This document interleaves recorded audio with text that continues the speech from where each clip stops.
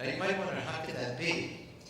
And we see other examples in science where you have a lot of dynamic, chaotic, seemingly unpredictable behavior, and out of the whole system comes a predictable result. The classical example is thermodynamics, which talks about the properties of a gas. And a gas is made up of trillions, or trillions of trillions, of little particles that are bouncing around in a random way. The derivation of the formulas of thermodynamics is to model each one of these particles as following what's called a random walk, which basically means you can't predict where it'll be. So I can't tell where this particle will be 10 seconds from now.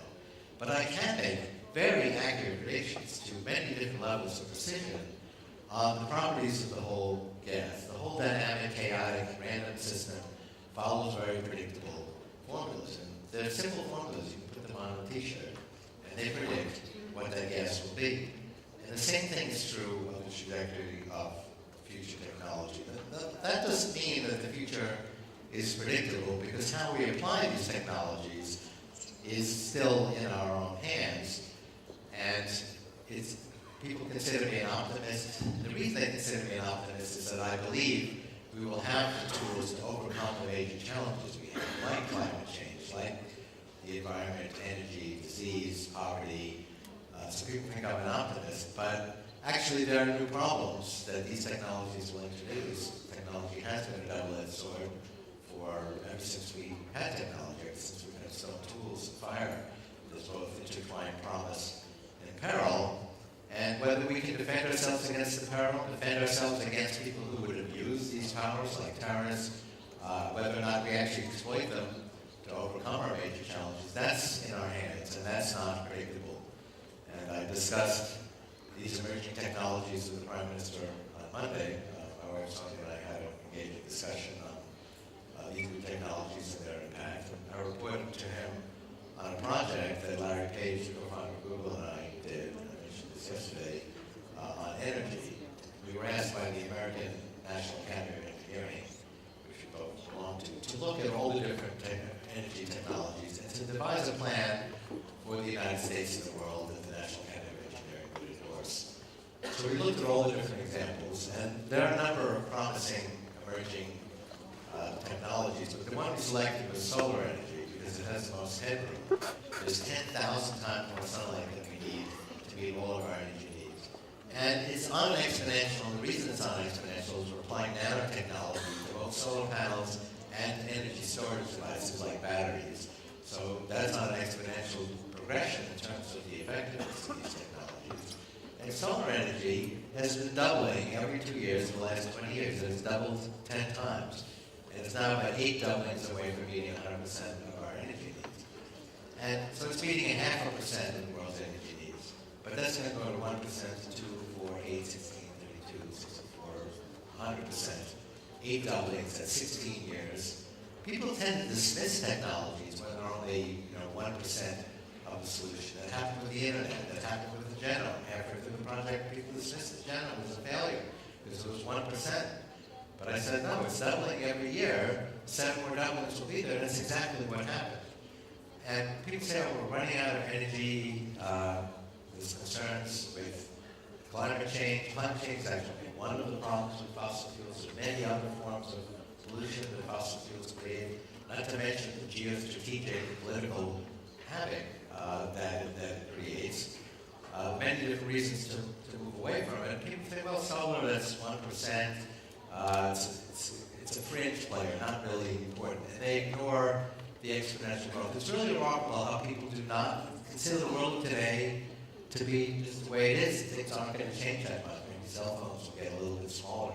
But they really don't appreciate the exponential nature of change, particularly when these things become information technologies. And energy, which doesn't seem like an information technology, and solar energy is definitely not fossil fuels are not an information technology, but the new emerging nanotechnology-based energy technologies are information technology. And it's not true that we're running out of any of these resources. We're awash in sunlight, but we're not able to convert it today. But that is changing at an exponential pace. 8 more doublings, 16 years will be there. So the Prime Minister announced Tuesday evening a major initiative to have Israeli technology take the lead, which it already has in solar energy, to really change this equation. We're awash in water, but we need new technologies, and we're also creating technologies for that. Same for food production.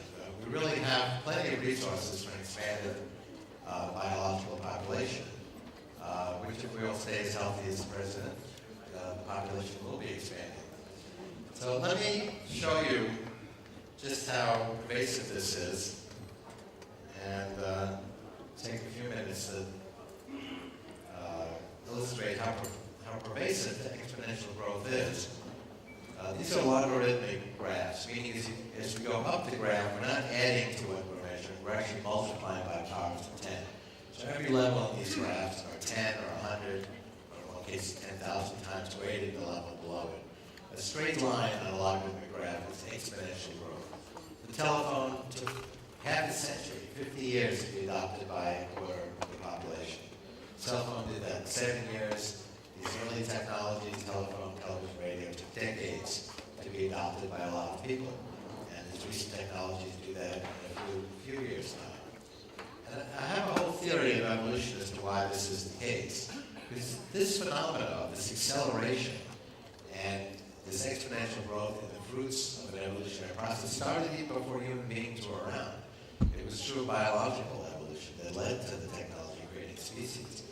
And the reason for that is an evolutionary process evolves a capability and then adopts it as part of its method of evolution. So the next stage goes more quickly. And so the very first, this is a double logarithmic graph. On the x-axis is how long ago this paradigm shift took place, the powers of 10. On the y-axis is how long it took for that paradigm shift to occur. So the very first paradigm shift was life, biology, basically DNA, and information back on a little computer system that evolution devised to keep track of its experiments. That took 1 billion years to evolve. But then biological evolution adopted it. It used it ever since. The next stage, the Cambrian explosion, when all the body plans and the animals evolved, that went 100 times faster. Only took 10 million years. And the biological evolution concentrated on higher cortical functions. And then Homo sapiens, a species that combined two things: an ability to think in hierarchies. We have an neocortex. The big innovation is we have a large forehead so that we can have more brain matter to actually think in hierarchies of ideas. And we have an opposable appendage, a thumb that actually works well, so we can change the environment. That only took a few 100,000 years to do that. Really a blink of an eye in biological evolutionary terms. And then the cutting edge of evolution turned to human-directed technological and cultural evolution. And the first steps in that, some tools, the wheel went a little bit faster, tens of thousands of years for those innovations. Then we always use the latest tools to create the next tools, and technological evolution has continued to speed up. So I put these paradigm shifts on this straight line, on this graph, on this straight line, showing continual acceleration. Now some people criticize this graph saying, well, Kurzweil only put points on the graph if they fit on the straight line. If I had a paradigm that didn't fit on the straight line, I didn't bother to include it. So to address that, I took 15 different lists. Carl Sagan's Cosmic Calendar, the American Museum of Natural History, Encyclopedia Britannica. And this is what they thought the key events were in biological and technological evolution. They weren't trying to make or break my point. And there's some spreading of the points and some disagreement on some issues, but you see a very clear trend line. Not much happened in 1 billion years, 1 billion years ago. Not much happened in 1,000 years, 1 billion years ago, and so on. There's been a very undeniable acceleration in this process. And I have also a whole mathematical derivation as to why this happens in an evolutionary process in my book. But none of that would matter. None of the theory would matter if the empirical evidence for it weren't so strong. And here I illustrate the difference between a linear and exponential progression. This is a linear scale. And you can see they're actually confused at first. Linear progression looks like an exponential one at first because you're doubling these tiny little numbers. You need to be sublinear. But finally the exponential takes off and is very dramatically different. And another criticism of my ideas is that, well, Kurzweil takes these exponentials and projects them out, and we all know exponential growth can't go on forever. You have 2 rabbits in Australia, you get 4 rabbits, 8 rabbits, 16 rabbits. But finally that stops when the rabbits eat up all the foliage. They run out of resources. Isn't that true also in information technology? The answer is yes. It's true for a specific method, a specific paradigm in information technology. But what happens when we get to the end of the line for that paradigm, it creates research pressure to create the next paradigm. And the next paradigm is there in time. Moore's law, as I mentioned, was the 5th, not the first paradigm to bring exponential growth to computing. Each of these vertical stripes is another paradigm. We started with electromechanical calculators which were used in the 1890 American Census, then relay-based computers during World War II. Alan Turing cracked the German Enigma code and provided a transcription of all the Nazi messages to Churchill and Roosevelt. A lot of interesting wartime literature. They couldn't just use the information without reservation, because that would tip off the enemy that they had cracked the code. They had elaborate subterfuges. They knew a convoy of ships was coming. They sent over a lone flyer. The German sailors would say, "Oh, we've been spotted." But that was just a ruse to make them think that they hadn't cracked the code. But then in the Battle of Britain, the 3-to-1 outnumbered Royal Air Force was able to win that battle and provide a launching pad for the D-Day invasion. 1950s, CBS, American Network, predicted the election of Eisenhower the first time the networks did that, with a computer made out of vacuum tubes. And then they were shrinking vacuum tubes. Every year they made them smaller and smaller to keep this exponential growth going. That finally hit a wall. They got to a point where they couldn't shrink the vacuum tube anymore and keep the vacuum. And that was the end of the shrinking of vacuum tubes. It was not the end of the exponential growth of computing. It just went to another paradigm, transistors, and then another paradigm, chips and Moore's law. And the scale of progress is sort of hidden by this graph, because every level in this graph is 10,000 times greater than the level below it. So this progress over 120 years represents trillions-fold increase in the amount of computation you get per dollar, a billion-fold just since mentioned that Yahweh and myself were students. But what's even more amazing about this graph is look at how smooth, look at how predictable this trajectory is. It made no impact. You don't see at all the Great Depression or World Wars, the Cold War, or anything else that happened. It's a very predictable phenomenon.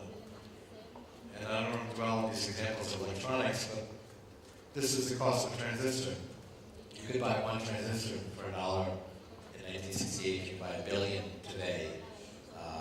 And you've heard these fantastic comparisons, but look at how smooth and predictable a trajectory this is. This is not a UN-mandated program, a government-mandated program. It's not the output of some tabletop physics experiment. This is just what happened through all the invention and innovation of Israeli scientists and scientists and engineers all over the world, and this is the result. And as we made them cheaper, they're better because they're smaller. The electrons have less distance to travel, so they're faster. And we've had to speed up exponentially in the speed. The cost of a transistor cycle has come down by half about every year. What does that mean?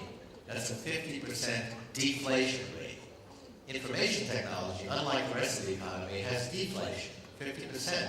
You can get the same stuff a year later for half the cost. We put some of that into better products and some of that into cheaper products.